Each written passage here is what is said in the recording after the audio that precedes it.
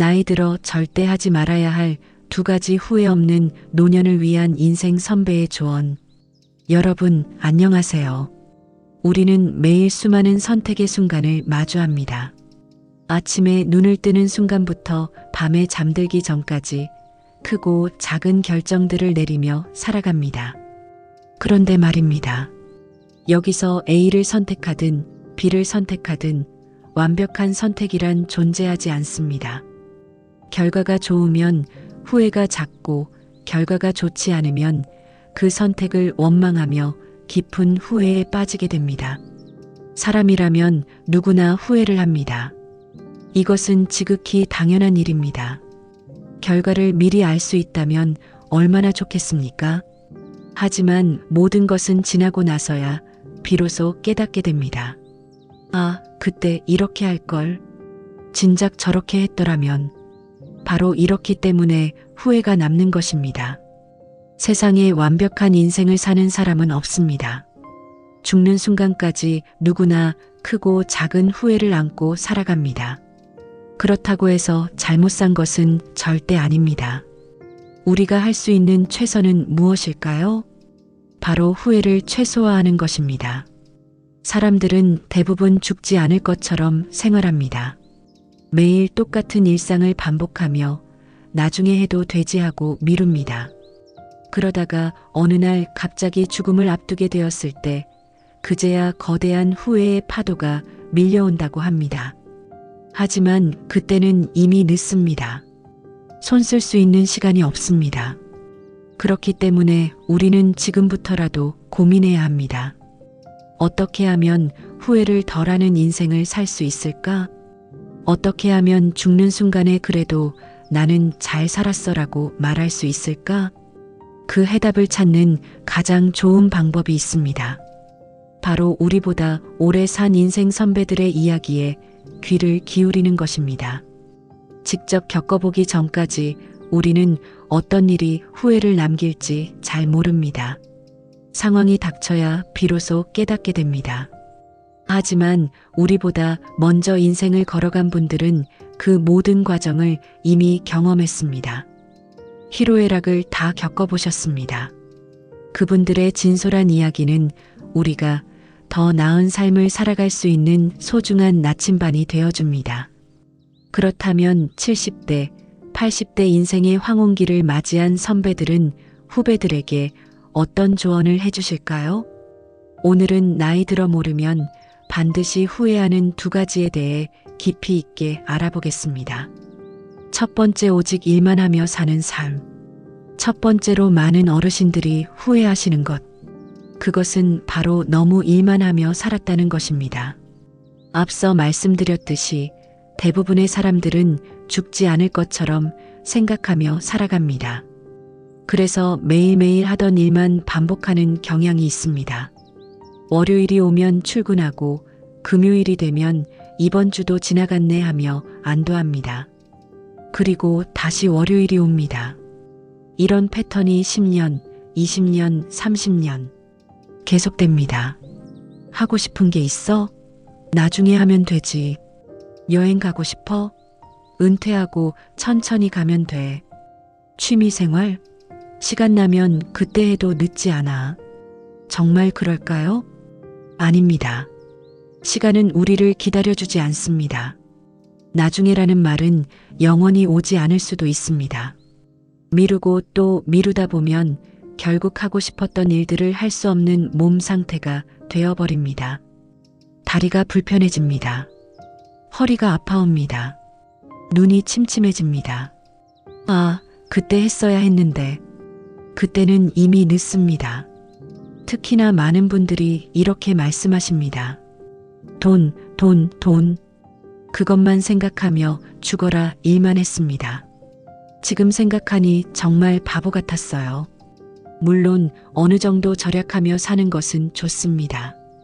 현명한 소비는 미덕입니다. 하지만 말입니다. 사치를 하지 않는 선에서 나 자신에게 투자하는 돈을 아까워해서는 절대 안 됩니다.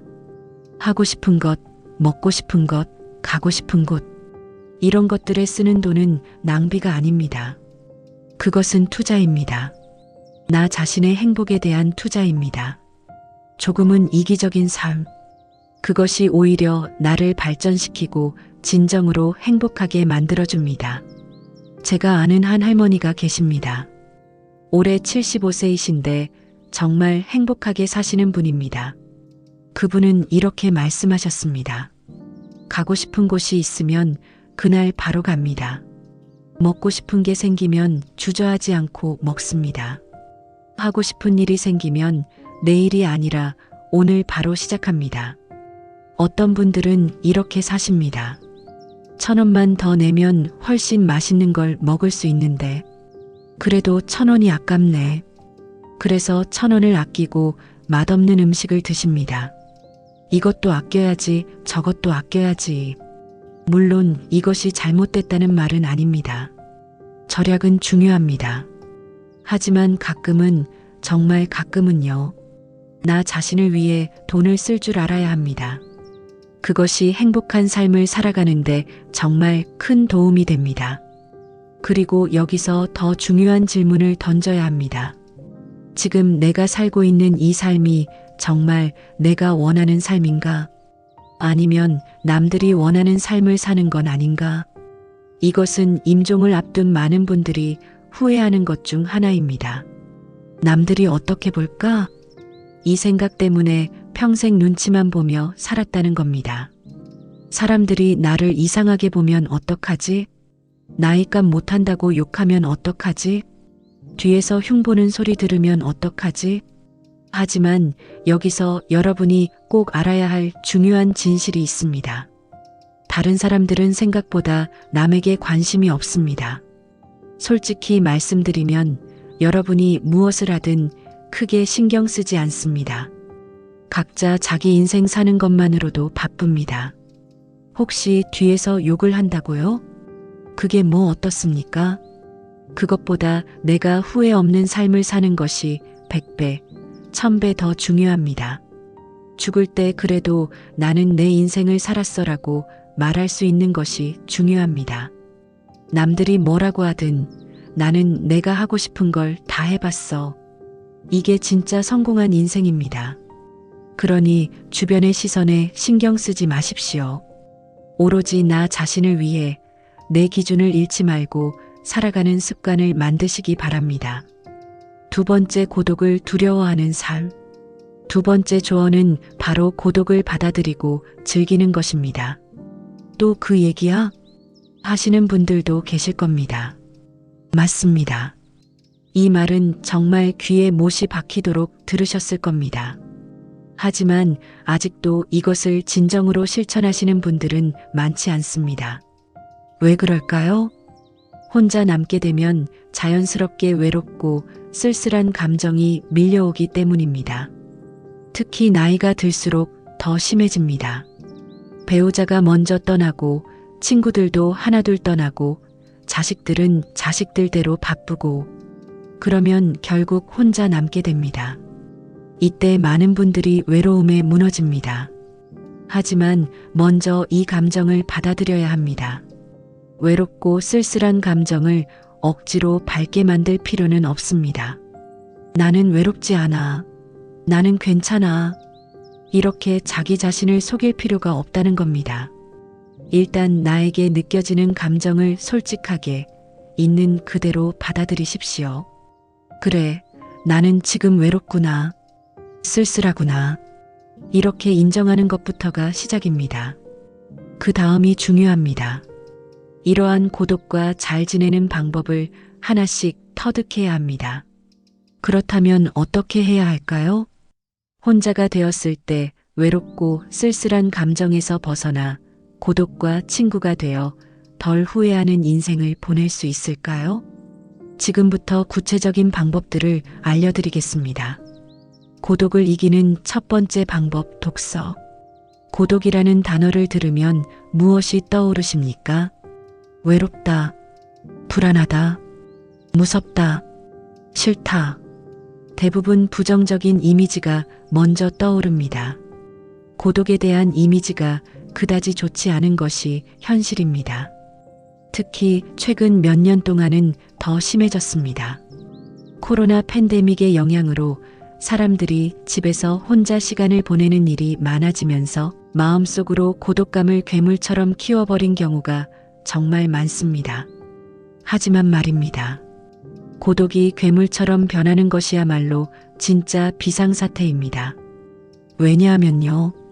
본래 고독이란 인간이 자신을 성장시키기 위해 꼭 필요한 감정이기 때문입니다. 고독감은 실체가 없는 느낌입니다. 마치 유령이나 귀신처럼 말이죠. 실체가 없으니 있다고 생각하면 있고 없다고 생각하면 없습니다. 이 사실을 분명히 인식하는 것만으로도 마음가짐이 확연히 달라집니다. 그리고 이렇게 생각하는 것도 적절하지 않습니다. 나는 친한 친구가 없어서 외로워. 인간관계라는 것은 반드시 길고 진하게 사귀는 데에만 가치가 있는 것이 아닙니다. 때로는 담백하고 얕은 교류가 오히려 더 편할 수 있습니다. 그것을 관계의 기본으로 삼으면 고독감으로 고민할 일도 훨씬 줄어듭니다. 한번 상상해 보십시오. 무인도에서 혼자 사는 상황을요. 깊은 외로움으로 몸도 마음도 시들어 버릴까요? 아마 그렇지 않을 겁니다. 물론 혼자 생활하는 것은 분명 고독한 일입니다. 하지만 애초에 사람과의 교류가 일절 없는 곳이니 혼자 시간을 보내는 것 말고는 선택지가 없습니다. 게다가 고독이 가져오는 외로움보다 혼자서 어떻게 살아가지? 라는 고민이 훨씬 더 절실할 것입니다. 그러니 고독감에 빠져 있을 여유조차 없습니다. 반면 직장이나 가정에서는 어떻습니까? 최소한 사람은 있으니 외롭지 않아야 하는데 오히려 마음이 고독감에 깊이 침식될 가능성이 더 큽니다. 왜 그럴까요? 사람은 혼자 있을 때 고독을 느끼는 게 아닙니다. 주변에 사람이 많더라도 나는 혼자라는 생각이 들 때 가장 외로움을 느낍니다. 집단 속에 있으면 전체의 틀에서 벗어나고 싶지 않다는 마음이 작용합니다. 즉, 타인과의 관계 때문에 고독감이 생기는 것입니다. 그렇다면 무엇으로 이 고독감을 해소할 수 있을까요? 첫 번째 방법은 바로 독서입니다. 많은 분들이 이렇게 생각하실 겁니다. 책을 읽으라고? 그게 무슨 도움이 돼? 책을 읽어도 실생활에 도움되는 건 별로 없잖아. 하지만 책은 특별합니다. 책은 저자가 홀로 상당한 시간을 들여 엮어낸 글의 결과물입니다. 물론 한 권의 책이 만들어지기까지는 편집자, 디자이너, 인쇄소 직원 등 많은 사람의 도움이 필요합니다. 하지만 저수라는 시간만큼은 온전히 저자 혼자만의 것입니다. 저자가 혼자만의 시간을 소중히 여기며 알찬 작품으로 열매를 맺으면 이 작품을 읽는 사람은 그 열매의 숙성된 깊은 맛을 즐기며 혼자만의 시간을 보내게 됩니다. 이러한 아름다운 연쇄작용 속에서 책을 읽는 사람은 고독감을 느끼지 않습니다. 마음은 늘 저자와 함께하기 때문입니다. 즉, 혼자 있는 시간이 외롭더라도 책을 읽는다면 그 고독감을 충분히 해소할 수 있습니다. 책장을 넘기는 순간 여러분은 더 이상 혼자가 아닙니다. 고독을 이기는 두 번째 방법, 글쓰기. 마음이 힘들 때는 글을 쓰는 것도 정말 좋은 방법입니다. 나는 글을 잘 못 쓰는데 걱정하지 마십시오. 글을 잘 쓸 필요가 없습니다. 그냥 내 마음을 솔직하게 쓰면 됩니다. 글을 쓰는 일에는 상당한 에너지가 필요합니다. 자신의 마음을 글로 표현하는 작업이 쉽지 않기 때문입니다. 머릿속에 있는 생각을 글자로 옮기는 것은 생각보다 어렵습니다. 하지만 그래서 더 재미있습니다. 더 보람찹니다. 내 생각을 쓰는 동안에는 그야말로 나만의 시간을 보내는 것입니다. 그 시간을 통째로 자기 생각을 정리하는 데 사용하는 것이니 이보다 더 호화로운 시간이 어디 있겠습니까? 쓰는 행위를 하면 집중해서 생각할 수 있습니다. 그러면 복잡했던 머릿속이 자연스럽게 정리됩니다. 더불어 그 과정에서 깊은 충실감을 느끼게 됩니다. 게다가 쓰기는 생각을 말로 바꾸어 밖으로 표출하는 행위입니다. 말의 실을 엮으며 마음속에 엉켜있던 복잡한 기분이 확 풀리는 시원함을 느낄 수 있습니다. 일기를 쓰셔도 좋고 편지를 쓰셔도 좋고 그냥 생각나는 대로 쓰셔도 좋습니다. 글을 쓰는 그 자체가 치유입니다. 고독을 이기는 세 번째 방법 음악. 고독감을 해소해주는 친구로 음악만 한 것도 없습니다. 책을 읽는 데는 어느 정도 시간이 필요하지만 음악은 그렇지 않습니다. 그냥 틀기만 하면 됩니다. 참으로 큰 장점이 아닐 수 없습니다. 고독감이 밀려올 때는 일단 음악부터 트십시오. 그리고 그 공간에 몸을 편안하게 맡겨보십시오. 일을 하면서 음악을 들어도 괜찮습니다.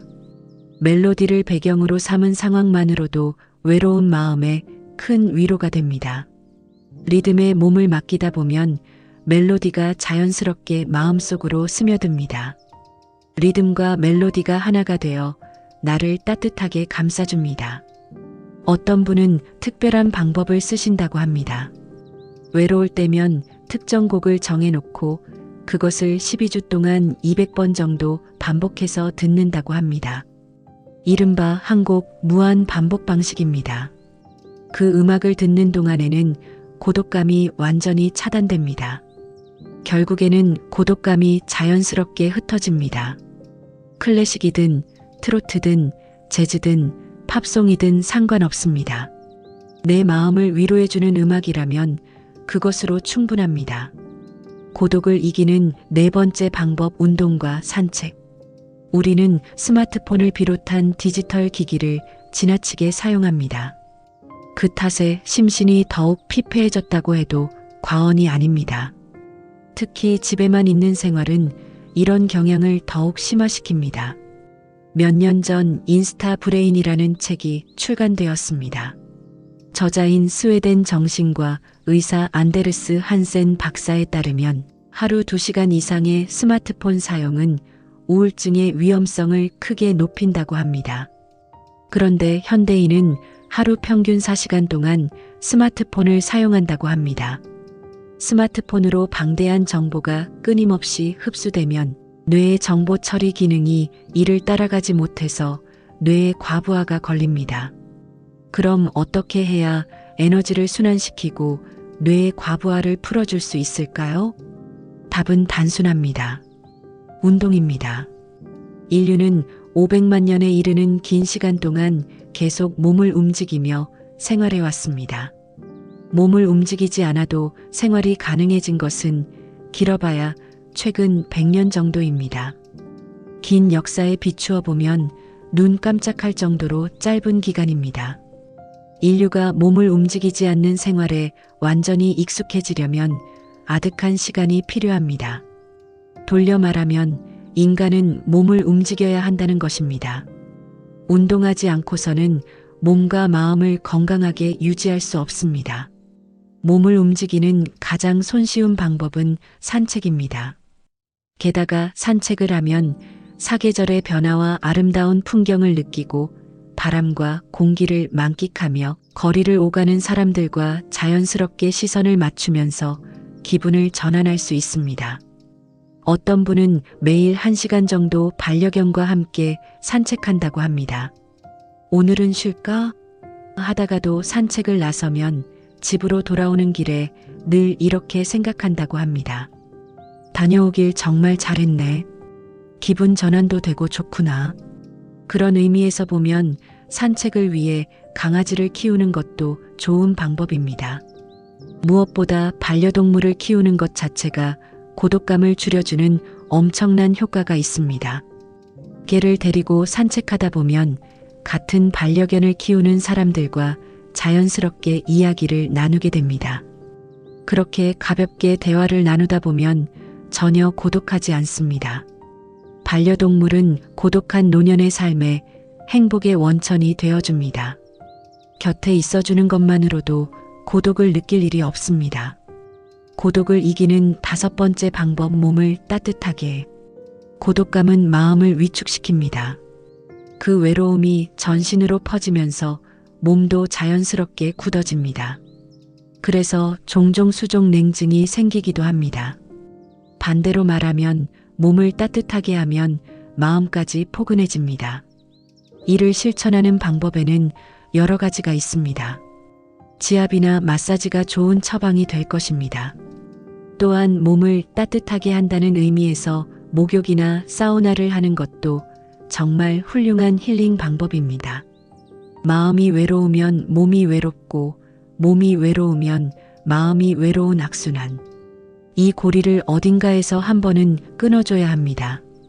어떤 분은 매일 밤 사우나를 하며 몸을 따뜻하게 데운다고 합니다. 그곳에서 우연히 만난 사람과 가볍게 잡담을 나누면 자연스럽게 고독감을 멀리한다고 합니다. 몸과 마음이 개운해지고 피로가 풀리며 활력도 회복됩니다. 여러분도 꼭 한번 시도해 보시기 바랍니다. 인생의 재출발 60세부터 시작이다. 나이 50을 넘어 60세가 되면 우리는 환갑을 맞이하게 됩니다. 하지만 여전히 인생의 재출발 지점에 서 있는 것과 같습니다. 60세가 되면 일을 계속하더라도 한창 일하던 현역 시절과는 분명히 다릅니다. 더 이상 치열한 경쟁 사회에 목을 매지 않게 됩니다. 자산이나 연금 등에서 다른 사람들과 격차가 나더라도 젊을 때만큼 조바심을 내지 않아도 됩니다. 더 열심히 일해야 해. 최상위를 목표로 삼아야 해. 이렇게 초조해하거나 불안해할 필요가 없습니다. 이 시기에 정말 중요한 것은 무엇일까요? 바로 내가 좋아하는 일을 하며 나답게 살아가는 것입니다. 즐거움이란 무엇일까요? 즐거움이란 진기한 책을 빌려 첫 장을 펼치는 순간입니다. 즐거움이란 따뜻하고 맑은 봄날 혹은 가을날 산책을 나서는 순간입니다. 즐거움이란 아침에 일어나 어제까지 보지 못했던 꽃이 활짝 핀 것을 발견하는 순간입니다. 즐거움이란 오랜만에 정성껏 만든 생선 요리를 가족들이 정말 맛있다며 먹어주는 순간입니다.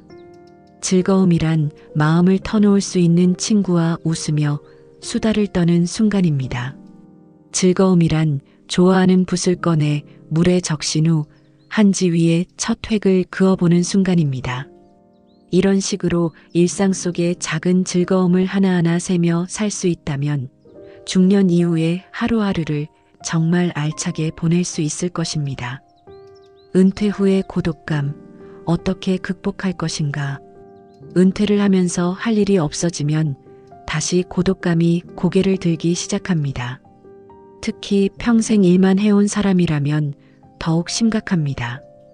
회사가 주던 소속감이 사라지면서 자신이 있을 곳이 완전히 없어진 것처럼 느껴집니다. 게다가 동네에는 아는 사람도 별로 없습니다. 종일집에서 TV만 보는 것도 점점 지겨워집니다. 외톨이가 된 것 같아 불안과 외로움을 깊이 느끼게 됩니다. 이런 상황을 방치하면 어떻게 될까요? 점점 새로운 무언가를 시도하는 일이 두려워집니다. 무기력해집니다. 최악의 경우 노인성 우울증에 걸리기도 합니다. 그렇다고 다시 일을 하라고 말할 수도 없는 노릇입니다. 그렇다면 어떻게 해야 할까요? 혼자서 조금씩 작업하는 재미를 느낄 만한 일을 찾아야 합니다. 한 번은 집을 짓는 TV 프로그램을 본 적이 있습니다. 그야말로 돌을 하나하나 정성스럽게 쌓아 아름다운 돌담을 만드는 한 어르신의 일상이 소개되었습니다. 그 모습을 보고 정말 멋지다고 생각했습니다. 그분은 자식도 있고 손주도 있었지만 직접 지은 통나무 집에서 홀로 살면서 주변 이웃들을 위해 돌담을 만들어주는 분이었습니다. 자신만의 작은 일을 묵묵히 해나가는 모습이 정말 아름다웠습니다. 이 외에도 할 수 있는 일은 많습니다. 도서관에서 책을 빌려 천천히 읽기, 좋아하는 요리 프로그램에서 소개하는 레시피에 도전해보기, 매일 산책하며 발견한 것들을 사진으로 기록해 앨범 만들어보기, 손주들을 위해 옛날 이야기를 녹음해 남겨주기. 작은 텃밭을 가꾸며 채소를 키워보기. 목표를 세우고 하나씩 실천하면서 성취감을 느끼는 것이 정말 중요합니다. 조금 더 욕심을 낸다면 미션이라고 여길 만한 일을 만들면 더욱 좋습니다. 그러면 사명감을 가지고 행하게 되니 더욱 즐겁고 보람찰 것입니다. 일하던 때처럼 사회와 연결되어 있다는 것을 실감할 수 있습니다. 셰익스피어의 리어 왕이 주는 교훈. 노년의 고독에 관한 나쁜 예는 셰익스피어의 희곡 리어 왕에서 찾아볼 수 있습니다. 나는 절대 이렇게 늙지 말아야지. 그런 생각이 들게 만드는 노후의 모습입니다. 비극은 리어 왕이 왕위에서 물러나면서 3명의 딸에게 영토를 나누어 주는 장면에서 시작됩니다. 그는 딸들에게 묻습니다. 아버지인 나를 얼마나 사랑하는지 말해보아라. 가장 나를 사랑하는 딸에게 가장 많은 유산을 주겠다. 이때 셋째 딸 코델리아는 솔직하게 대답합니다. 하지만 그 답이 리어 왕의 마음에 들지 않았습니다. 화가 난 리어 왕은 셋째 딸을 내쫓고 첫째 딸과 둘째 딸에게만 재산을 나누어 줍니다. 리어 왕은 50명의 시종을 데리고 두 딸의 집을 방문합니다. 하지만 딸들은 차갑게 말합니다. 아버지의 시종들까지 먹이고 재워줄 수 없습니다. 혼자 오세요. 리어 왕은 엄청난 배신감을 느낍니다. 분노가 폭발합니다. 급기야 절망에 빠져 폭풍 우치는 황야를 미친 듯이 방황합니다. 고독의 수렁에 깊이 빠진 노인 리어 왕의 처절한 외침이 이어집니다. 바람아, 불어라. 내 뺨을 찢을 때까지 불어라. 미쳐 날뛰어라. 리어 왕은 결국 셋째 딸 코델리아를 찾아가 위로를 받습니다.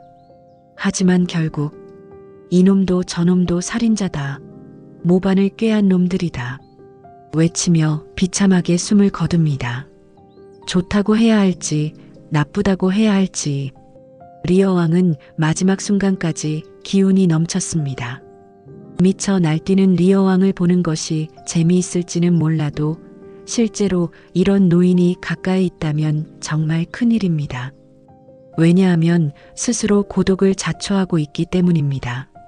우리는 리어 왕의 비극을 통해 노년에 고독해지지 않기 위한 3가지 중요한 자세를 배울 수 있습니다. 첫째, 생전의 재산 증여를 서두르지 말 것. 상속자가 유산만 받고 나서 부모를 돌보지 않을 수도 있습니다. 실제로 이런 일이 비일비재합니다. 둘째, 사소한 일로 화내지 말 것. 나이가 들면 완고해지고 참을성이 없어지는 경향이 있습니다. 뜻대로 되지 않으면 금세 화를 내게 됩니다. 이를 노인성 화증후군이라고 부르는데 반드시 주의해야 합니다. 셋째, 자신의 노후는 스스로 책임지도록 준비할 것. 자식에게 의지하려고만 하면 짐이 될 수 있습니다. 경제적으로도 정서적으로도 독립적이어야 합니다.